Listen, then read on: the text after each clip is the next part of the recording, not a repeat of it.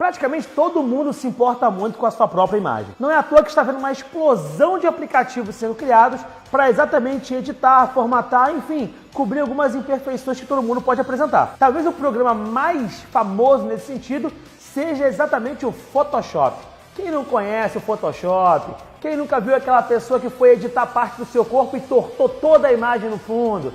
Aquela pessoa que não sabe usar, sujeito incauto, tem a menor noção do que está fazendo. Bom, tem caso pior, né? Aquele pessoal que usa o pente, que corta a pessoa da imagem para poder não aparecer. Só os verdadeiros, aí corta os falsos assim no pente. Ferramenta de edição de foto, então, serve para muita coisa, né? Para poder ficar um pouco melhor, para ficar mais bonitinho, para ficar mais interessante, para poder cortar os falsos, enfim. Edição é tudo nessa vida. Mas não é só a gente comum que usa Photoshop, não. Governos também utilizam Photoshop, inclusive para fins políticos. Às vezes o cara quer aumentar a quantidade de gente numa marcha, ou então até diminuir. Essas alterações aí são importantes, né? Até porque tem muito significado político atribuído nisso tudo. Um dos grandes exemplos disso aconteceu logo depois da Revolução Russa de 1917. Se você não conhece a Revolução Russa, ela foi uma revolução de cunho socialista, portanto de esquerda, que tirou do poder o Tsar Nicolau II. Tsar nada mais é do que o líder, como se fosse o imperador, o rei da Rússia àquela ocasião. Afinal, o país vivia sob um sistema de czarismo, que é uma espécie de absolutismo. Com a queda do Tsar, chegam os bolcheviques ao poder.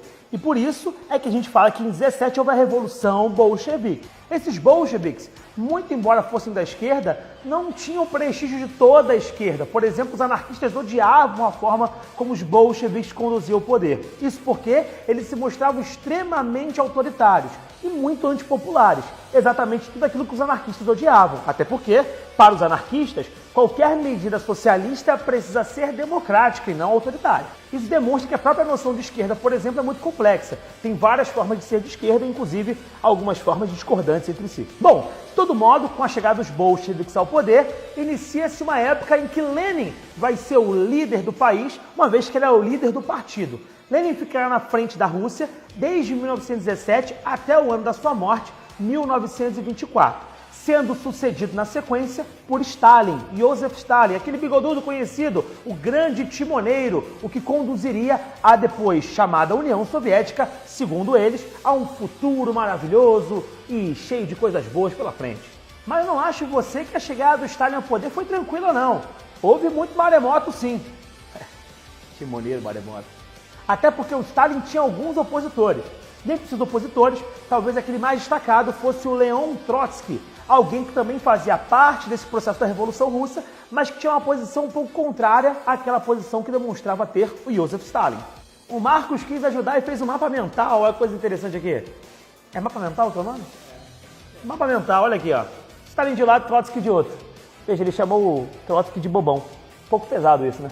Se você não conseguiu ler direito o mapa mental, ali estava escrito que Stalin defendia uma revolução que fosse especificamente voltada para a União Soviética, enquanto Trotsky entendia que o sucesso revolucionário exigia a ampliação da revolução para outras partes da Europa. E essa disputa entre eles gerou uma briga dentro do Partido Bolchevique, mesmo partido que depois vai ser chamado de Partido Comunista da União Soviética. Não esquece que a Rússia vai se tornar a União das Repúblicas Socialistas Soviéticas. Essa briga entre eles foi tão pesada que o Stalin não só venceu, mas também forçou o Trotsky a sair do país e, mais do que isso, apagou, ou pelo menos tentou apagar, todos os registros em que o Trotsky aparecia na luta, na militância do Partido Bolchevique no passado. Mas por que isso era tão importante para o Stalin? Para fins políticos, é óbvio. Até porque apagar a imagem do Trotsky é apagar a sua participação no movimento. Sendo assim, não se cria mais ideia de que havia um opositor no passado. Simplesmente ele inexistiu. É claro que a memória popular vai acabar recordando a figura do Trotsky, mas os registros vão sumir. E o que fica muitas vezes na história é o registro, é a imagem, é a impressão, é a propaganda. E nisso a União Soviética, em especial com Stalin, foi craque. Os caras mobilizavam muita mídia para conseguir convencer a população de que o país crescia, de que era unido, de que era a melhor coisa do mundo e que todos os inimigos seriam vencidos pelo grande modelo soviético conduzido por Joseph Stalin. E veja só, sem Photoshop, hein? Imagina os estragos que eles conseguiriam fazer com um aparelho um pouco melhor, com um pouco mais de tecnologia. Seria brabo.